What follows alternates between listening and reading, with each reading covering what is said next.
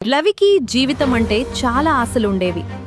ఒక చిన్న ఇల్లు, సంతోషంగా ఉండే కుటుంబం, పిల్లలు మంచి చదువు చదవాలి, తల్లిదండ్రులకు సుఖంగా జీవితం ఇవ్వాలి.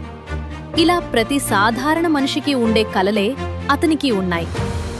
ప్రతిరోజు ఉదయం సూర్యుడు ఉదయించకముందే లేచి పనికి వెళ్లేవాడు. చాలా కష్టపడేవాడు. ఎవర్నీ మోసం చేయడు. నిజాయితీగా జీవించేవాడు. కాని జీవితం మాత్రం అతనికి సులభంగా మారలేదు. ఎంత డబ్బు సంపాదించినా అది చేతిలో నిలబడేది కాదు.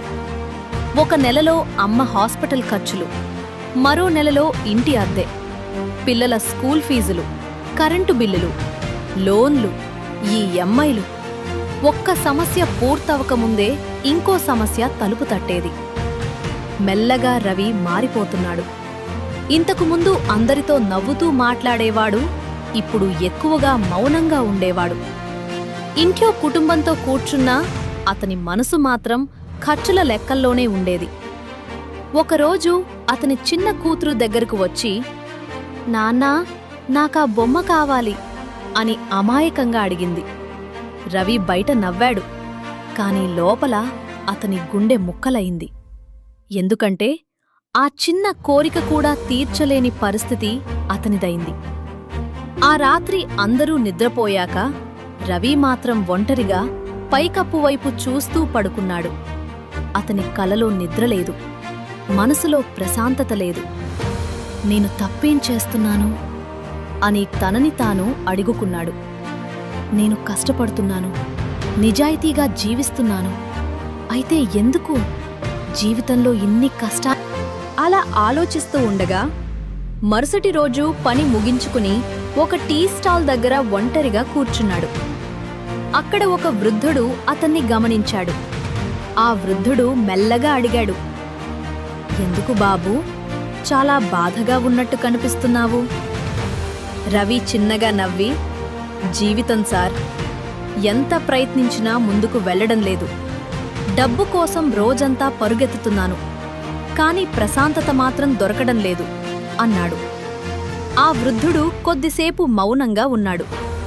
తర్వాత మెల్లగా చెప్పాడు, నీకు తెలుసా బాబూ, పేదరికం మనిషిని ముందు జేబులో కాదు, మనసులో బలహీనంగా చేస్తుంది.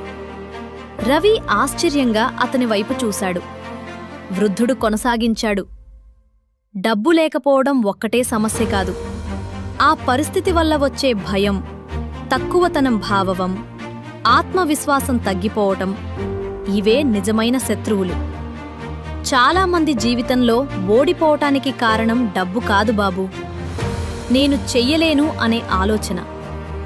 ఒకసారి మనిషి తన మీద నమ్మకం కోల్పోతే అప్పుడే అతను నిజంగా ఓడిపోతాడు. ఆ మాటలు రవి మనసులో బలంగా తాకాయి.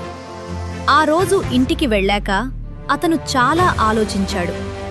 తన పరిస్థితి వెంటనే మారదని అతనికి తెలుసు. కాని తన ఆలోచనలు మాత్రం మారాలని నిర్ణయించుకున్నాడు. మెల్లగా ఖర్చులు తగ్గించాడు. కొత్త విషయాలు నేర్చుకోవటం మొదలుపెట్టాడు. ఖాళీ సమయాల్లో అదనపు పని చేశాడు. తన మీద నమ్మకం పెంచుకున్నాడు.